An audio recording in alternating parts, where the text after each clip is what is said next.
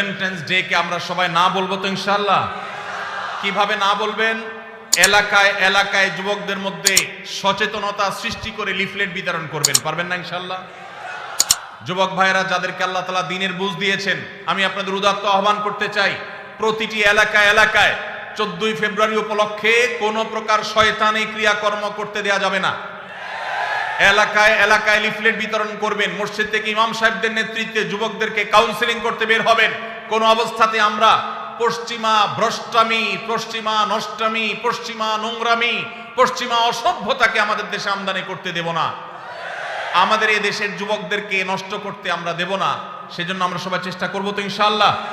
এই জন্য আপনার স্কুলে, আপনার কলেজে যারা হালাল সম্পর্কে বিশ্বাসী, যারা মুসলমান, যারা এই দেশীয় সংস্কৃতিতে বিশ্বাসী, ভিনদেশী সংস্কৃতিকে যারা গা মাখাতে চায় না, সেই যুবকদেরকে আমি বলতে চাই, আপনারা আপনাদের শিক্ষা প্রতিষ্ঠানে বিভিন্ন জায়গায় আপনারা লিফলেট বিতরণ করেন, জনসচেতনতা সৃষ্টি করেন, যুবকদের মধ্যে দাওয়াতি অভিযান চালান। আমরা যদি অলিতে গলিতে 13ই ফেব্রুয়ারি 12ই ফেব্রুয়ারি থেকে দাওয়াতি কাজ চালাই, ইনশাআল্লাহ রাস্তাঘাটে অলিতে গলিতে যেখানে সেখানে এইসব নোংরামি, এই সমস্ত অসভ্যতা, এইসব দৃশ্য আমাদের দেখতে হবে না ইনশাআল্লাহ। আর যদি মনে করেন যে না আমি নিজে বাঁচলাম, আমার আর দেখার দরকার নাই, তো আপনার সন্তান, আপনার ভবিষ্যৎ বংশধর, তাদেরকে আপনি জাহান্নামে রেখে যাচ্ছেন, মনে রাখবেন। তাদের জন্য ভালো পরিবেশ দরকার আছে না নাই? যদি ভালো পরিবেশের দরকার হয়, তাহলে সেক্ষেত্রে আমাদের নড়ে চড়ে বসতে হবে, দায়িত্বশীল ভূমিকা পালন করতে হবে। শুধু ওয়াজ শুনে গেলে হবে না। আমি আইন হাতে তুলে নিতে বলছি না, খবরদার কেউ আইন হাতে তুলে নেবেন না, কিন্তু এলাকায় এলাকায় এই নষ্টামি যারা করে তাদেরকে আগে থেকে দাওয়াত দিবেন, অন্যায় কাজ থেকে, অসৎ কাজ থেকে বাধা প্রদান করবেন। কারা কারা রাজি আছেন হাত তুলেন দেখি। আল্লাহ আমাদের সবাইকে এই নষ্টামি বন্ধ করার তৌফিক দান করুন। আপনারা সবাই জানেন আমাদের দেশে এক শ্রেণীর ব্যবসায়ী আছে যারা বিদেশ থেকে এদেশে ব্যবসা করবার জন্য এসেছে। এই বিদেশ থেকে ব্যবসা করতে আসা কোম্পানিগুলোর মধ্যে থেকে আপনারা দেখেন ক্লোজ আপ একটা ব্র্যান্ড আছে না? এই ক্লোজ আপ ইউনিলিভারের এই ব্র্যান্ড, তারা আমাদের দেশে এই নষ্টামিকে সবচেয়ে বেশি প্রতিষ্ঠা করবার জন্য টাকা পয়সা খরচ করে। প্রতি বছর দেখবেন তারা ক্লোজ আপ কাছে আসার গল্পের কথা শোনাতে বলে। এই কাছে আসার গল্প বলতে, কোন সন্তান পড়ালেখা থেকে দূরে সরে গেছে, সে আবার সুপথে আসছে, পড়ালেখার পথে ফিরে আসছে, সেই যুবকের গল্প তারা শুনতে চায় না। কোন যুবক বাবা মার সাথে রাগারাগি করে বাসা থেকে বের হয়ে চলে গেছে, সে আবার বাবা মার কাছে আসছে, সেই সচ্চরিত্রবান যুবকের গল্প তারা শুনতে চায় না। কোন স্বামী তার স্ত্রীর সাথে অভিমান করে সরে গেছে, দূরে চলে গেছে, আবার তারা স্বামী স্ত্রী মিলেমিশে গেছে, ভুল সবাই একে অন্যটাকে স্বীকার করে নিয়ে তারা আবার থাকা শুরু করেছে। এই যে কাছে এসেছে, একটা সংসার ভাঙার পর আবার জোড়া লেগেছে, এই কাছে আসার গল্প তারা বলে না। তারা কোন কাছে আসার গল্পের কথা বলতে চায়? তারা বলতে চায় আমাদের যুবকরা হারামের কাছে, জাহান্নামের কাছে, অবৈধ রিলেশনের কাছে যাওয়ার গল্প যেন শোনায় সেজন্য। তাহলে এরা কি আমাদের বন্ধু না শত্রু? এরা কি আমাদের বন্ধু না শত্রু? যেই যুবক বাপমা থেকে দূরে সরে গেছে, সেই যুবক বাপমার কাছে ফিরে আসলে এই কাছে আসার গল্প আমাদের জন্য সুখকর। যেই যুবক পড়ালেখা ছেড়ে নষ্ট পথে চলে গেছে, সে সেই পথ থেকে ফিরে এসেছে, এটা আমাদের জন্য সুখকর। যেই যুবক মাদকের দিকে চলে গেছে, সে মাদক ছেড়ে আবার সুস্থ জীবনে ফিরে এসেছে, এটা আমাদের জন্য আনন্দের।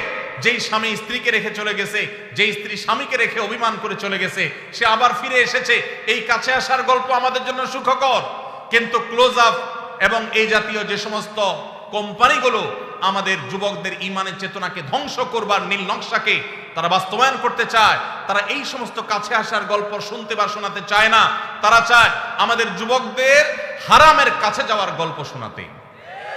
হারামের কাছে যাওয়ার গল্প শোনাতে যারা আমাদের যুবকদেরকে উদ্বুদ্ধ করে, যারা যুবকদেরকে উস্কানি দেয়, এই তথাকথিত কাছে যাওয়ার পরের যে গল্প, কোন যুবক হারাম সম্পর্ক করতে গিয়ে, তথাকথিত কাছে আসার গল্প রচনা করতে গিয়ে তার পড়ালেখার জীবন শেষ হয়ে গেছে। কোন যুবক হারাম পথে আসতে গিয়ে, হারামের কাছে আসতে গিয়ে বাবা মার সাথে সম্পর্ক শেষ হয়ে গেছে। কোন মানুষ হারাম সম্পর্ক করে হারামের অবৈধ সম্পর্কের কাছাকাছি যেতে গিয়ে তার বৈধ স্ত্রীর সাথে তার ডিভোর্স হয়ে গেছে। এই তথাকথিত কাছে আসার গল্পের পরের যে ঘটনাগুলো, সেগুলো আর তারা আপনাকে বলতে বলবেন। আপনাকে বলবেন, যুবক কিভাবে তুমি কাছে এসেছো হারামের, সেই গল্প শোনাও। সেগুলো দিয়ে তারা ভ্যালেন্টাইন্স ডে, অর্থাৎ খ্রিস্টানদের সাধু ভ্যালেন্টাইন্স ডে, যেটাকে না জেনে না বুঝে মুসলিম যুবকেরা তথাকথিত ভালোবাসা দিবস মনে করে যেটাকে উদযাপন করে খ্রিস্টানদের কাজ করছে, সেই দিবস উপলক্ষে তারা সে সমস্ত গল্পকে নাটক আকারে টেলিভিশন উপস্থাপন করে। মুসলিম নামধারী ন্যূনতম আত্মসম্মান বোধ থেকে সম্পূর্ণরূপে মুক্ত, যাদের মধ্যে কোনো আত্মমর্যাদা নাই মুসলমান হিসাবে, এরকম নামধারী মুসলমানেরা সেই সমস্ত তথাকথিত ভালোবাসার নাটককে তারা উদযাপন করে, সেগুলোকে তারা উপভোগ করে, সেগুলো দেখে তারা মজা নেয়। এটা ঈমানের সাথে যায় না। আপনি ঈমানদার হলে আপনার ঈমান হরণকারী এই আয়োজনকে আপনি কখনো অ্যাপ্রিসিয়েট করতে পারেন না।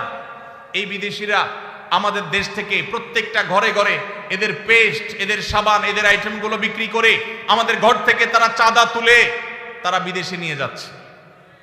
আবার আমাদেরই টাকা আমাদের কাছে বিক্রি করে যে টাকা তারা ইনকাম করে, সেটা দিয়ে আমাদের সমাজে তারা বিষ, এটা তারা 14 দিকে ছড়িয়ে দিচ্ছে। অতএব এদের বিরুদ্ধে আমাদের দাঁড়াতে হবে কি হবে না?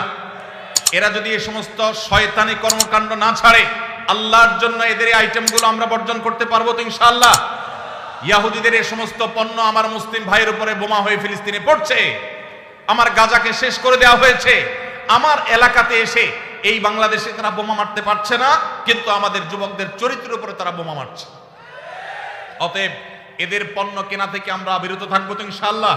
এদের পণ্য দোকানদার ভাইরা যেন না রাখে, সেজন্য তাদেরকে আমরা দাওয়াত দেব, ঠিক আছে না ইনশাআল্লাহ?